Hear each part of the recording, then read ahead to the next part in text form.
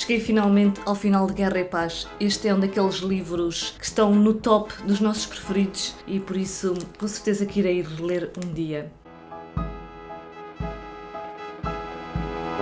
Os russos, com metade deles a morrer, fizeram o que era possível e necessário fazer para conseguirem um objetivo digno do povo e não têm culpa de que outros russos, nas suas casas quentinhas, planeassem fazer o impossível. Toda esta contradição estranha e incompreensível entre o facto e a descrição da história apenas acontece porque os historiadores que escreveram sobre este acontecimento nos contam a história dos belos sentimentos e das palavras de generais vários e não a história dos acontecimentos. E esta é uma das reflexões que Tolstói faz no quarto livro do Guerra e Paz, onde ele vai colocar em causa a história conhecida do público geral, onde ele vai mostrar inúmeras vezes que a história não tem apenas um único ponto de vista e muitas vezes nós conhecemos a história segundo o ponto de vista tendenciosa de alguém europeu e por outro lado aqui conhecemos a história da invasão francesa pelo ponto de vista de um russo, onde ele mostra também que a história não é feita apenas pela vontade de grandes líderes ou de meia dúzia de pessoas que têm o poder, mas sim da vontade das grandes massas, da soma das vontades de todos os indivíduos. E muitas vezes a história que nós conhecemos são as ações dos grandes líderes, as decisões que eles tomaram, mas desconhecemos, por outro lado, a história de um simples cidadão que faz parte dessa sociedade. E esta é a história das invasões napoleónicas do ponto de vista de um russo, de Tolstói, que é diferente de um ponto de vista de um historiador francês, o que não quer dizer que seja a versão correta dos factos, é apenas mais um ponto de vista, mas é muito interessante conhecer este ponto de vista de Tolstói. Se por acaso estiver a ver este vídeo sem ter lido ainda o quarto livro, eu vou dar spoilers neste vídeo, por isso deixo este vídeo para mais tarde. Em termos de enredo dos nossos personagens ficcionais, o Rostov, por conselho de uma tia de Mária, está a pensar então em pedir em casamento a Mária, só que ele não o pode fazer de uma forma livre e espontânea porque ele está comprometido com Sónia. Mas eis que ele recebe inesperadamente uma carta de Sónia em que o liberta desse compromisso. E nessa carta a Sónia vai informar o Rostov que o Andrei, o irmão de Mária, encontra-se convalescente junto da família deles e a Mária, ao saber disso, vai partir de imediato para junto do seu irmão. Quando Mária chega junto então da família de Rostov, vai encontrar Natasha, que está ali a cuidar do Andrei. As duas vão se apoiar uma à outra nos momentos finais do Andrei. É um momento bastante triste do livro. Eu não estava à espera que o Andrei fosse morrer. Ele chega ainda a despedir-se do seu filho e depois parte já conformado com a sua morte.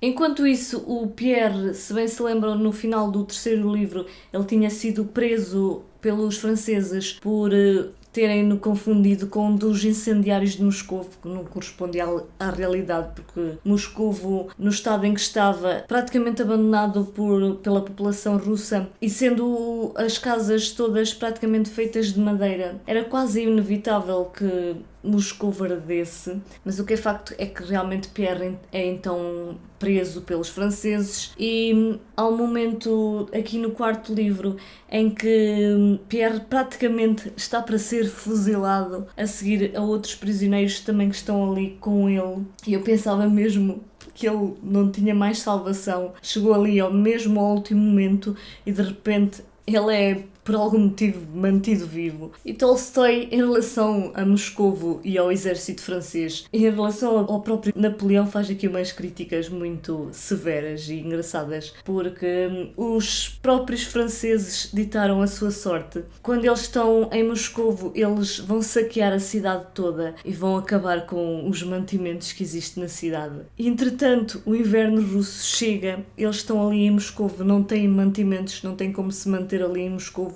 e são forçados a partir de Moscovo. E o que acaba por acontecer é que os russos vão acabar por armar alguns ataques contra os franceses, e num desses episódios nós temos ali um dos grupos de soldados russos comandados por Dolokhov, que está a planear um desses ataques, então, e o Petya, que é o filho mais novo do Rostov, que se tinha alistado no exército porque queria lutar, porque queria, ele propõe a Dolokhov ir com ele numa missão de espiar um grupo de franceses que lá estava, e depois dessa corajosa missão, o Petya acaba por ser numa luta atingido de repente e morre.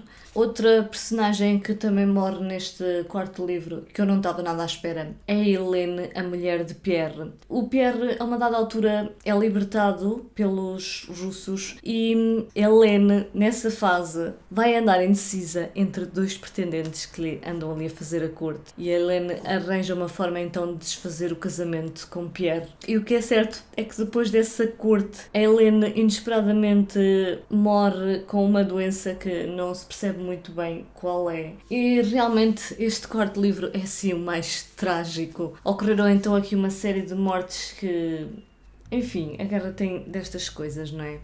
O pai de Petya fica bastante abalado com a notícia da morte do seu filho mais novo e não consegue resistir. É outra. Para acrescentar a isso, a família Rostov está mesmo com sérias dificuldades financeiras. E no meio de tanta tragédia, está aqui depois um fechar destas histórias. Natasha acaba por ir para Moscovo, para junto de Maria. E em Moscovo ela vai encontrar o Pierre, e Natasha e Pierre, que já tinham, digamos que, uma certa simpatia um pelo outro, acabam por cair nos braços um do outro e casam-se e são muito felizes e têm filhos. E o outro casal que vai então fechar aqui a história é finalmente o entendimento entre Rostov e Maria. A princípio, Rostov, depois daquela situação financeira da sua família, estava apreensivo em mostrar os seus sentimentos em relação a Maria, mas os dois acabam por se conciliar e há outro casamento então aqui neste desfecho entre Maria e Rostov. E o final do livro parece assim um pouco um retrato familiar.